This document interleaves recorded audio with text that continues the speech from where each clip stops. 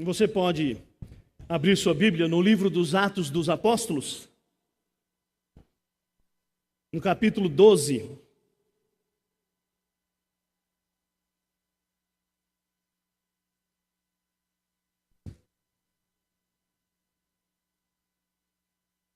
Creio que Deus providencia todas as coisas conforme a vontade dEle. Os irmãos sabem, os irmãos que são da igreja, sabem, os que não são, que estão nos visitando ou estão aqui conosco hoje por uma ocasião especial. Nós estamos meditando numa caminhada pelo livro dos Atos dos Apóstolos desde o capítulo 1. E eu entrei de férias e era meu propósito chegar até o capítulo 12, porque aqui no capítulo 12 se encerra uma primeira etapa do livro dos Atos dos Apóstolos, concluindo as narrativas sobre a igreja de Jerusalém.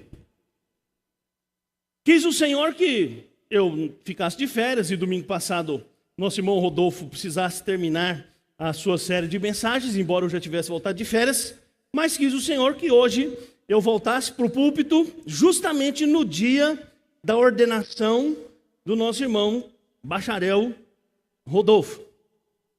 E quis o Senhor que fosse exatamente esse texto que eu tinha planejado para pregar na ocasião oportuna. E eu louvo a Deus por isso, porque eu sei que Deus faz tudo na hora certa. Hoje eu quero falar com os irmãos sobre a oração da igreja por seus líderes, por seus pastores. E por pastores aqui eu incluo todos aqueles que são oficiais e que têm sob o seu encargo o dever de cuidar da igreja. É claro que nós devemos orar por todos nós, por todas as nossas necessidades. Mas eu queria, a propósito da ordenação do nosso irmão Rodolfo hoje, focalizar esse aspecto do texto. E eu queria então ler os 5 primeiros versos do capítulo 12 de Atos e depois eu vou explicar por que eu vou fundamentar minha mensagem com essa perspectiva. Diz assim: por aquele tempo mandou o rei Herodes prender alguns da igreja para os maltratar, fazendo passar ao fio da espada a Tiago, irmão de João. Vendo ser isto agradável aos judeus, prosseguiu, prendendo também a Pedro. E eram os dias dos pães asmos. Tendo-o feito prender, lançou-o no cárcere, entregando-o a 4 escoltas de 4 soldados cada uma, para o guardarem, tencionando apresentá-lo ao povo depois da Páscoa. Pedro, pois, estava guardado no cárcere, mas havia a oração incessante a Deus por parte da igreja a favor dele. Vamos orar mais uma vez? Senhor, lemos a Tua palavra e agora pedimos que o Teu Espírito fale conosco através dela. Usa, Senhor, a minha vida com poder e graça, e que a palavra do Senhor, que é viva e eficaz, chegue a cada coração, desafiando, consolando, confortando, animando, para continuarmos vivendo na Sua presença e servindo ao Senhor, em nome de Jesus. Amém. Todos sabem que Lucas escreveu o Evangelho, que tem o seu nome, e o livro dos Atos dos Apóstolos. Quando nós lemos esses 2 textos, não resta nenhuma dúvida na leitura do Evangelho e do livro de Atos, que Lucas estava profundamente impressionado com a vida de oração de Jesus e da igreja. Por isso, Lucas é o evangelista que mais descreve os momentos nos quais Jesus orou. E por isso, no livro dos Atos dos Apóstolos, há tanta oração. Lucas, que não foi testemunho ocular do ministério de Jesus, converteu-se mais tarde e ouviu os relatos, tantos milagres, tantas coisas que Jesus fez.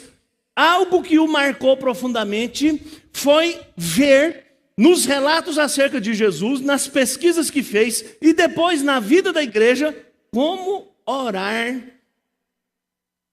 era importante para Jesus e para a igreja. Eu receio que se Lucas visitasse as nossas igrejas hoje, ele não ia ficar tão impressionado.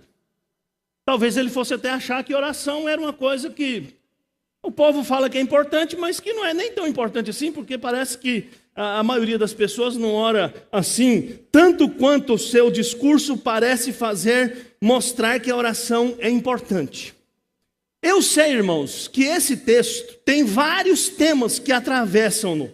E creio mesmo, que o principal tema desse texto não é necessariamente a oração, mas é a intervenção de Deus preservando a igreja no meio de muita opressão. Se você depois tiver curiosidade de chegar em casa e ler o capítulo inteiro, você vai notar de pronto, você que é um excelente observador, eu sei, uma coisa muito curiosa. O texto começa com Herodes prendendo e matando Tiago. E esse capítulo termina com Deus matando Herodes.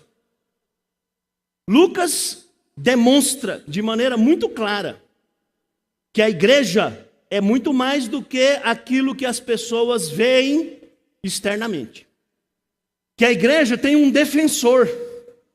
E não são os apóstolos, nem são os políticos e nem é o dinheiro. É o próprio Deus que a estabeleceu através de Jesus Cristo. A igreja é a igreja de Deus. Por meio de Cristo nós não precisamos duvidar, nós somos mais que vencedores. E quando a gente lê o livro de Atos e quando a gente lê tudo que Deus fez, nós descobrimos que esse Deus maravilhoso e poderoso resolveu, na sua soberania, segundo a sua vontade, agir muitas vezes usando pessoas como eu e como você. Nós, que como o apóstolo Paulo diz, somos simples vasos de barro, onde Deus depositou a sua maior riqueza, que é o Evangelho. Por isso, que entre os muitos temas que perpassam esse texto, e por isso que ainda que o objetivo maior, como eu disse, é mostrar que a igreja é estabelecida, defendida e sustentada por Deus, eu creio que o Espírito Santo de Deus também quis que Lucas destacasse nessa narrativa a oração, que foi e é um instrumento que Deus usa para fazer a sua obra. Eu sei, nós que somos presbiterianos, temos que lidar sempre com a pergunta. Eu já respondi essa pergunta mais de um bestalhão de vezes desde que eu sou pastor. Pastor, se Deus determina tudo, para que orar? E a resposta clássica: meu irmão, Deus determina tudo, inclusive que você ore para que Ele faça a obra que Ele determinou. Em outras palavras, a oração é uma das ferramentas que Deus determinou usar para fazer a sua obra. E aqui, nós temos um desses momentos em que a igreja orou e algo extraordinário aconteceu. Bom, então é por isso que eu vou falar de oração nesse texto. E eu vou falar de oração nesse texto também, porque eu já tive o privilégio, uma honra minha, que Deus me deu, de pregar em cultos onde ministros foram ordenados ao ministério várias vezes. Eu acho que um dos pastores que está aqui, o pastor Cleuto, que é presidente do nosso presbitério, eu que preguei no culto de ordenação dele. Eu acho que foi. E outros pastores mais. E quase sempre, quando eu preguei, eu acho que quase sempre, não, acho que sempre, eu trouxe, pela misericórdia de Deus, uma palavra para o ordenando, né, focalizada nele, falando da dignidade do ministério, da importância do ministério, da honra que é pregar o evangelho. Porque eu não tenho nenhuma dúvida, irmãos, que não existe ofício mais honroso para um ser humano do que pregar o evangelho, do que ser um ministro da palavra. Paulo mesmo declara isso na carta que ele escreveu aos Romanos, lá no capítulo 1, ele usa uma figura de linguagem e ele diz assim: não me envergonho do evangelho. E essa maneira de dizer muito peculiar de Paulo era usada para dizer exatamente o contrário. Ao dizer que eu não me envergonho do Evangelho, Paulo estava dizendo, de fato, que ele se sentia honrado, dignificado, prestigiado por pregar o Evangelho. Bem, no transcorrer desse culto, uma das partes dele será a cerimônia de ordenação do nosso irmão Rodolfo. E eu queria, nessa noite, meditar com os irmãos, não sobre a dignidade do ministério do pastor, mas sobre a responsabilidade que a igreja tem diante desse ministério.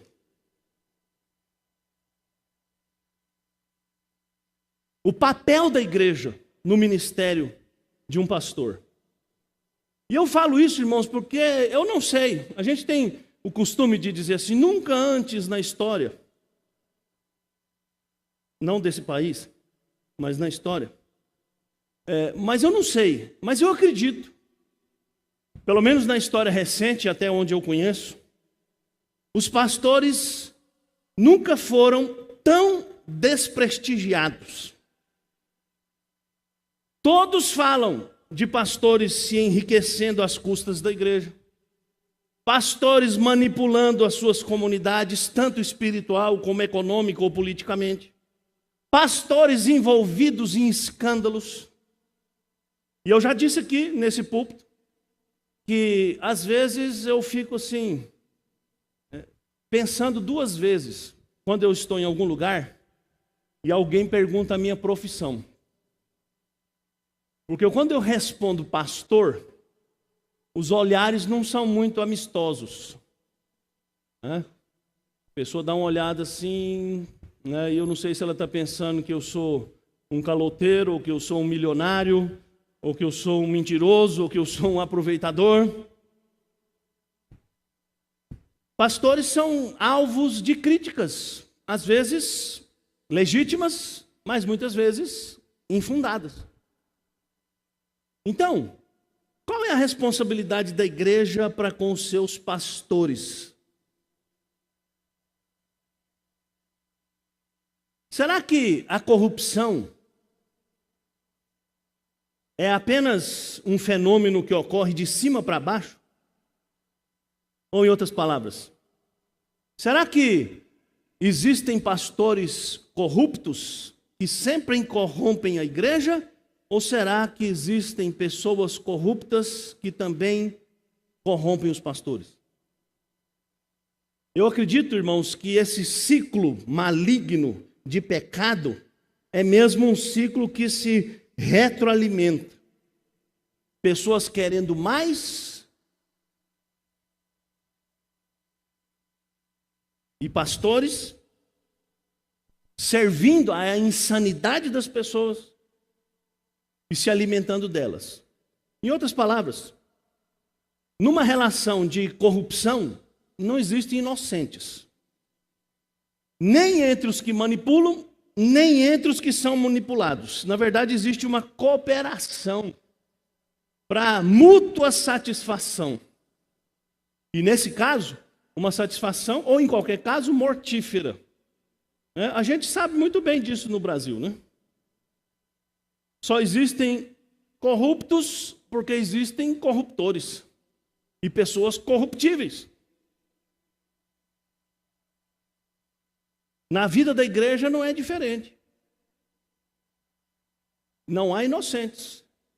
Sobretudo quando nós hoje livremente podemos ler a palavra do Senhor.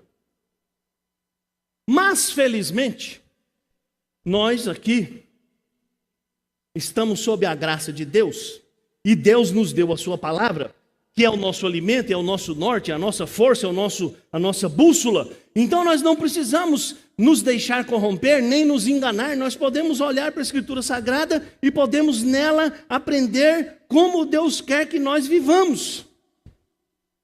E aqui, quando eu chego nesse texto, eu vejo a atitude da igreja naquele momento em que seus líderes foram presos. E é nesse momento que eu quero olhar para esse texto e pedir ao Senhor que fale ao nosso coração, que nos exorte, que nos ensine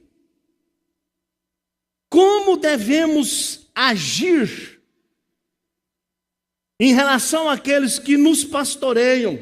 Porque não se engane, irmãos, eu sou pastor, mas eu também sou pastoreado. Eu também tenho sobre mim autoridades que cuidam de mim, que velam por mim, que me ajudam na minha caminhada cristã. Não existe pastor que não é ovelha. Aliás, se existir, tem algum problema. E a chance desse pastor estar trilhando um caminho muito perigoso é muito grande. Se você prestou atenção na leitura, é curioso, né, que Lucas já começa o seu texto dizendo que Herodes mandou prender a Tiago e alguns irmãos e já passou Tiago ao fio da espada. É curioso que não tem nenhuma menção de nenhuma atitude da igreja diante da morte de Tiago. Será que a igreja não gostava tanto de Tiago assim? Então, quando Tiago foi preso, não precisa nem orar por ele, tomara que Deus leva logo. Não, eu acredito que não é isso. O texto não diz exatamente por que a narrativa é tão abrupta, mas a gente pode fazer algumas conjecturas. Talvez a igreja pensasse assim, bom, Pedro e João já foram presos já 2 ou 3 vezes. Não vai acontecer nada. É isso aí, não é nada. Como às vezes a gente faz, né? Diante de um problema. A gente diz, deixa isso para lá. Talvez não tenha havido tempo para que a igreja tomasse qualquer atitude. Talvez os fatos tenham acontecido assim mesmo. Apressadamente. E Herodes prendeu Tiago num dia e o matou no outro dia. Quando a igreja soube, já era para fazer o sepultamento do seu apóstolo. Talvez. E eu acho que aqui a gente se aproxima mais da verdade. Deus quisesse mostrar que mesmo com um custo elevado, a vida de um apóstolo, do que estava entre os mais destacados apóstolos. Lembra? Pedro, Tiago e João. Os mais íntimos de Jesus. Talvez Deus quisesse alertar a igreja para que ela nunca se descuide, para que ela nunca cochile, porque o inimigo está sempre à espreita. E talvez a morte de Tiago tenha sido um grito que Deus deu aos ouvidos da igreja. Pela misericórdia de Deus, o grito já está dado.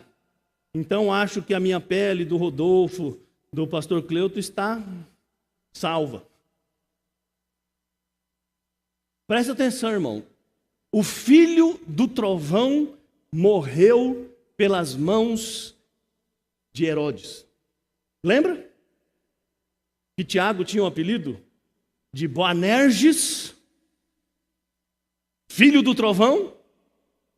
Lembra também que Jesus disse para Tiago, um dia, em que ele se aproximou de Jesus e disse, mestre, quando vieres no teu reino, permita que eu e João, meu irmão, nos assentemos, um à sua direita e à sua esquerda.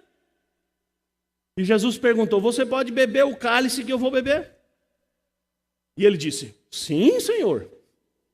E Jesus respondeu, você vai beber o cálice, mas onde você vai sentar não está na minha alçada.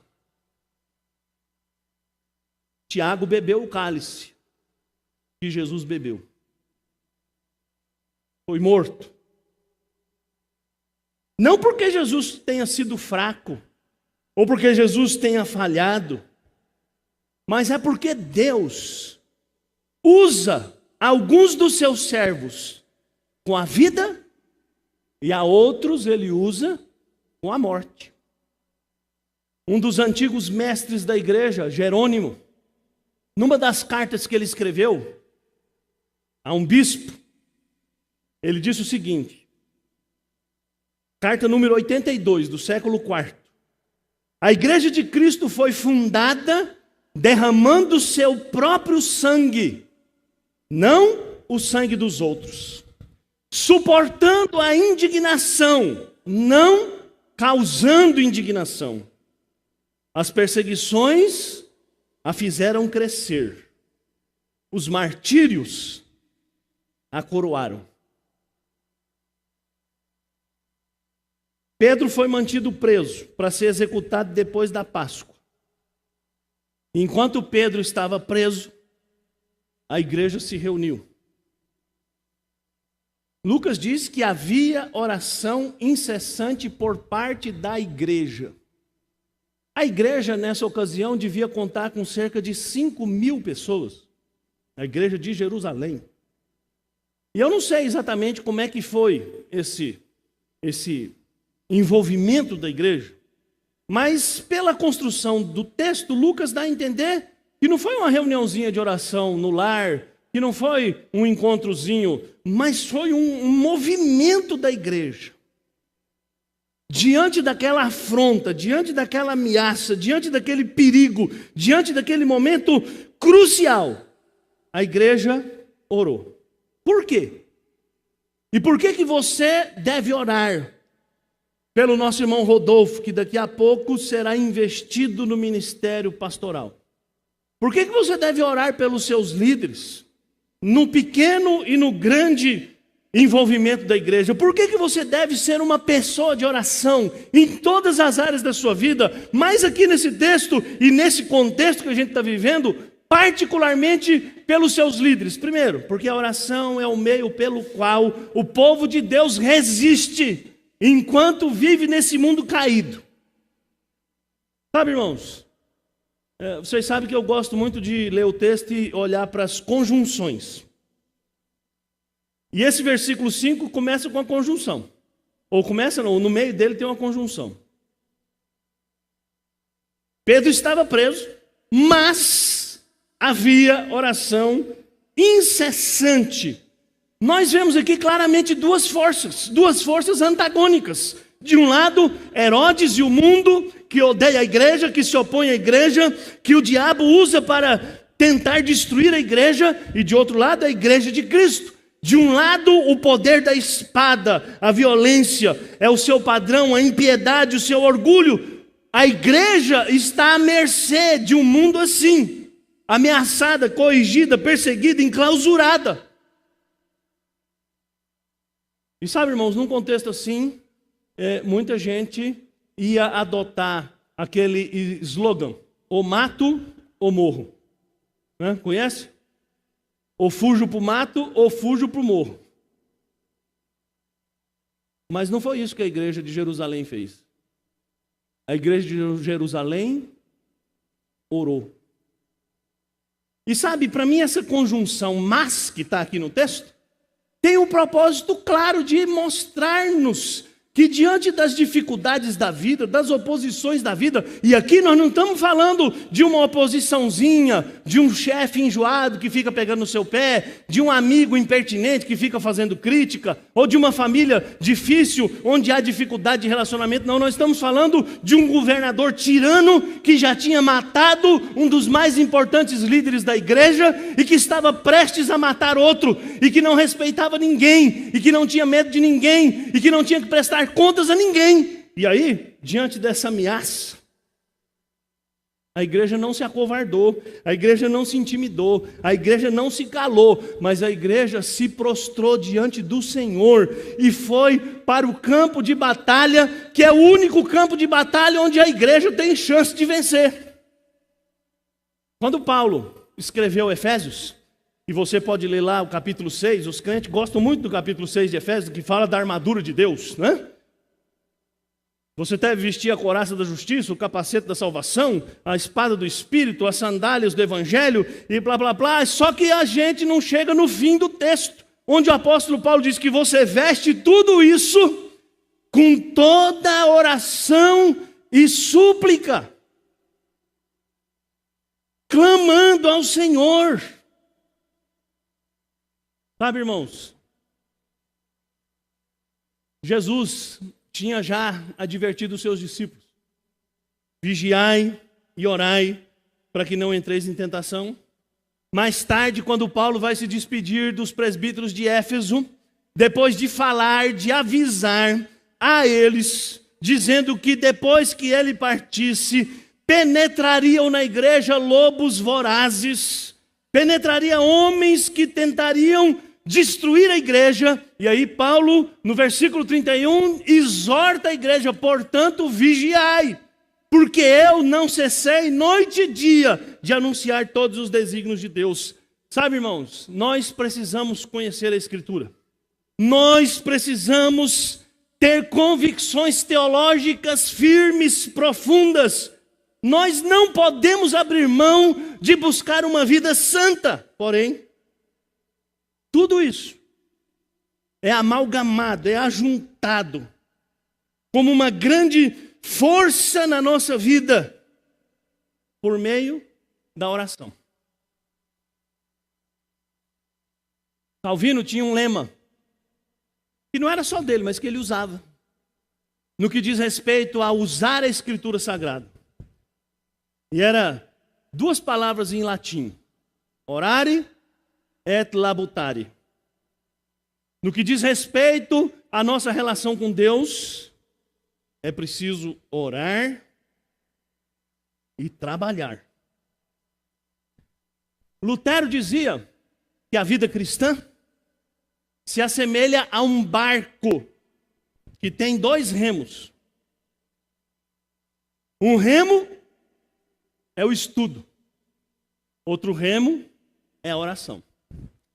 E Lutero dizia que se você remar só com um dos remos, você nunca irá a lugar nenhum. Assim, nós, discípulos de Jesus Cristo, precisamos orar. Precisamos orar particularmente por aqueles que nos lideram, por aqueles que Deus colocou sobre nós. Paulo pediu diversas vezes que a igreja orasse por ele. Nós estamos num campo de batalha, irmãos, e nós precisamos orar por nós e por aqueles que nos dirigem, por aqueles que nos comandam, por aqueles que vão à frente de nós. Porque são esses os primeiros a ser feridos. São esses os primeiros que o inimigo quer derrubar. Segundo, aquela igreja orou e nós devemos orar. Não qualquer tipo de oração, mas aquela oração a qual nós nos dedicamos com vigor, é a que nos sustentará nos dias de dificuldade. Lucas diz: mas havia oração incessante, deliberadamente, inspirado pelo Espírito Santo de Deus. Lucas usou aqui a mesma palavra que ele usou no seu evangelho, no capítulo 22, no versículo 44, quando ele descreveu Jesus orando no jardim do Getsêmani. Lá está escrito assim: e estando em agonia, Jesus orava intensamente, e aconteceu que o seu suor se tornou como gotas de sangue caindo sobre a terra. A palavra intensamente aqui e incessante ali em Atos é a mesma palavra grega. Em outras versões da Bíblia, ela está traduzida com fervor, fervorosamente, continuamente, intensamente. Todas essas palavras, irmãos, evidenciam que a vida de oração que leva você e a igreja a perseverar e a superar as dificuldades é semelhante àquela oração que Jesus fez no Getsêmani. Não pode ser, irmãos, aquela oração de antes da refeição. Senhor, muito obrigado por esse dia, por esse pão, em nome de Jesus, amém. Não pode ser aquela oração que você faz quando você está deitado na cama, depois de um dia estafante, e você começa a orar na hora que deita e termina só na hora que acorda, porque você dormiu no meio da oração. Não pode ser, irmãos, um exercício descuidado, circunstancial, momentâneo. Não. Se você ler o livro de Atos, você vai ver que a igreja orou muito até chegar aqui no capítulo 12. Orou fervorosamente, orou insistentemente, se dobrou diante do Senhor. Sabe, irmãos, nós e nossos líderes precisam de intercessão fervorosa e intensa. Lucas se impressionou com o que aconteceu no Getsemane e ele não estava lá. Ele ouviu as histórias. E o Espírito Santo de Deus quis que ele fosse o único a registrar a agonia, a dor, a angústia com que Jesus enfrentou aquele momento. Mas ele só o venceu porque ele orou. Ele orou, ele insistiu. Mas foi a oração que deu forças a Jesus para se sujeitar à vontade do Pai, que não foi livrá-lo da morte, mas foi levá-lo até a cruz. Foi ali no Getsemane, irmãos, que Jesus encontrou as forças para encontrar os guardas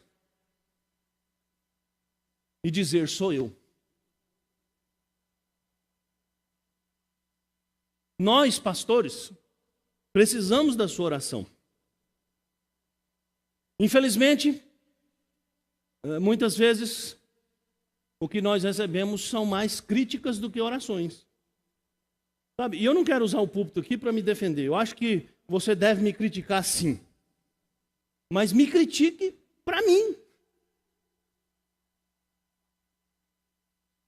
E eu tenho certeza, irmãos, que cada um dos irmãos que estão aqui, que são pastores dessa igreja, presbíteros, diáconos, e inclusive os líderes que não são ordenados, que não têm um ofício, mas que têm um encargo, precisam das suas orações.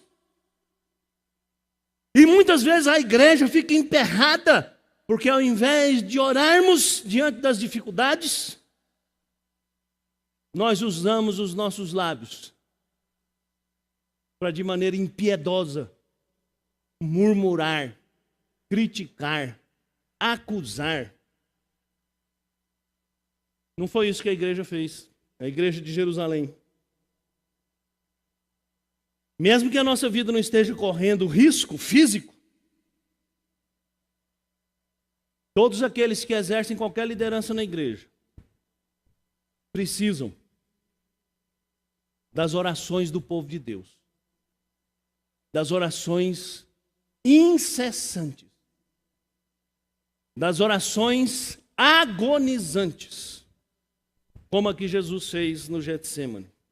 Terceira lição.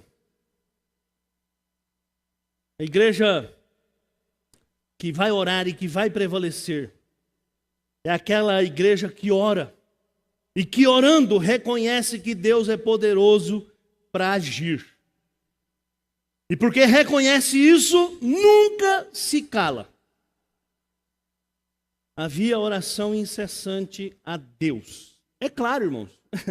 É claro que a gente sempre deve orar a Deus, não é? Mas será que toda oração que nós fazemos a Deus é acompanhada da fé genuína, que nos permite esperar uma resposta? Ou será que a oração já se tornou um mecanismo tão natural, né, ou tão mecânico, né, sendo redundante?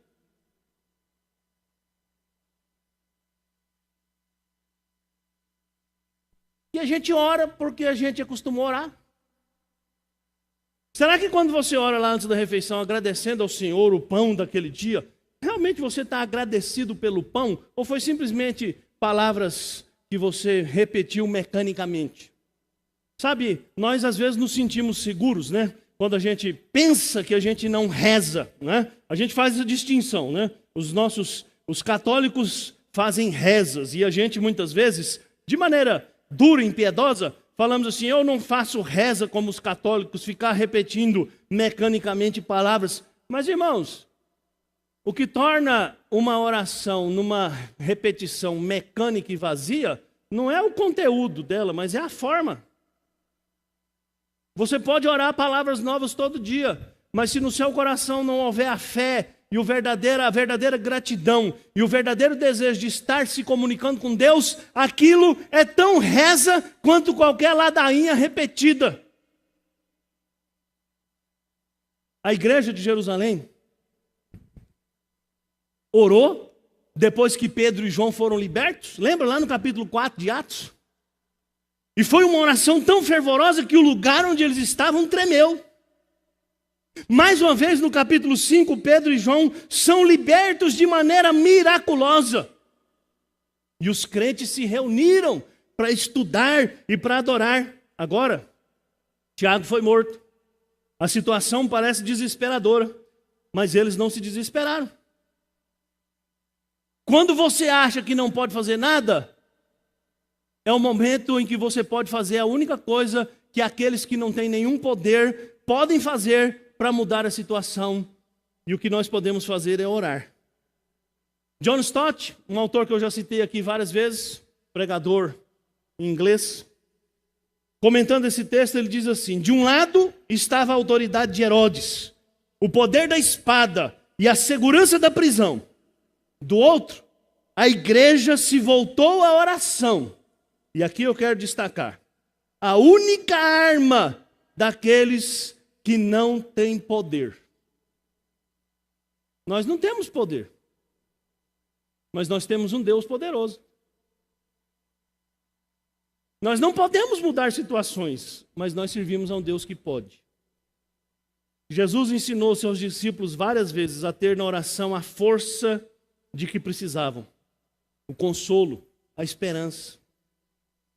E sabe, irmãos, lamentavelmente, muitas vezes as nossas orações são fracas, porque a nossa fé é pequena. Quem não reconhece o poder de Deus e que Deus pode fazer até o impossível, não vai orar. Vai preferir procurar outros recursos.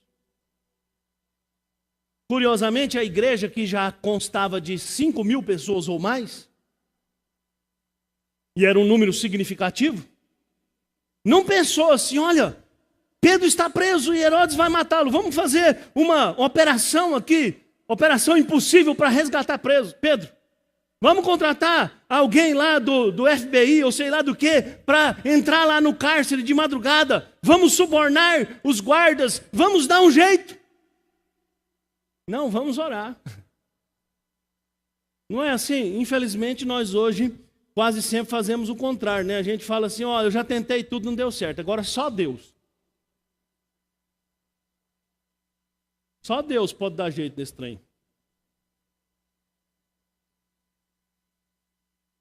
Por fim, para orar assim, você precisa ter compaixão e amor.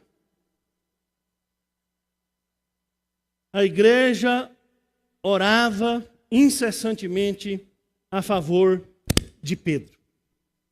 Irmãos, a igreja de Jerusalém amava o seu pastor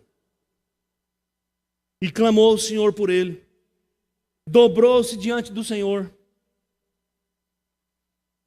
É claro, nós devemos orar por todos os homens. O apóstolo Paulo diz isso claramente na carta a Timóteo. Pelos reis, pelas autoridades e por todos. Mas você tem alguma dúvida de que as suas orações são mais fervorosas e incessantes por aquelas pessoas que você ama de fato do que por aqueles a quem você simplesmente tem o dever de orar? Eu não tenho dúvida. E eu não creio que haja nada de errado nisso. Porque orar insistentemente exige uma certa identificação entre aquele que ora e aquele por quem oramos. E a Bíblia diz que nós somos um e nós temos que aprender isso.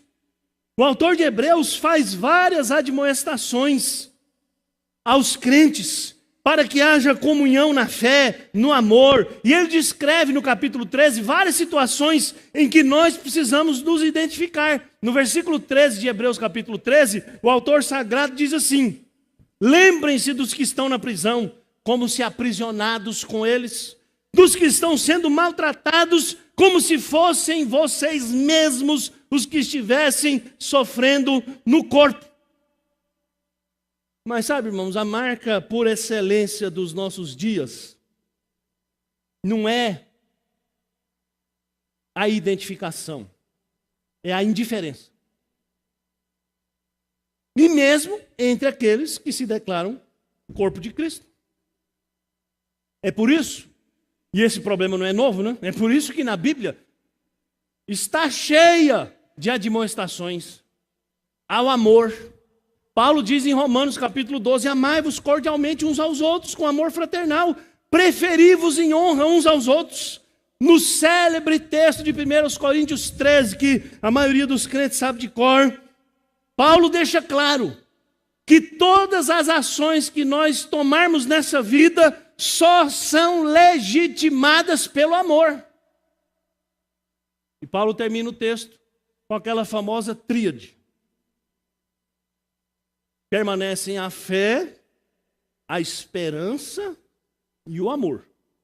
Esses três. Porém, o maior deles é o amor. Sabe, irmãos, nós precisamos pedir ao Senhor que nos ensine a amar como Ele nos amou. Que Ele dobre o nosso coração. Nós vivemos num tempo de impiedade, mas a igreja continua sendo o lugar onde a impiedade é resistida. Concluindo, hoje nós vamos ordenar, com a graça de Deus, mais um ministro. Mas o ministério desse ministro só pode ser sustentado pela graça do Senhor. E você também, com seus diferentes ministérios, só pode ser sustentado pela graça do Senhor. A igreja, como uma família da fé, o corpo de Cristo, precisa cuidar dos seus membros com apreço, com amor, com dedicação. Não resta dúvida, queridos, que a igreja vitoriosa é a igreja que segue a Cristo. E a igreja que segue a Cristo é a igreja desafiada a viver cada dia na presença do seu Senhor, em oração. E eu não tenho dúvidas, as ameaças contra a igreja e contra os líderes da igreja hoje podem ser diferentes, mas não são menos perigosas do que as ameaças feitas por Herodes. E assim como lá, aqui nós só ficaremos de pé, clamando ao Senhor. Vamos orar. Senhor, em nome de Jesus, muito obrigado por ouvir a nossa oração. Perdoa-nos por orarmos pouco. E ainda, muitas vezes, o pouco que oramos displicentemente, descuidadamente, até sem fé. Muda o nosso coração, Senhor, e ajuda-nos. Em nome de Jesus. Amém.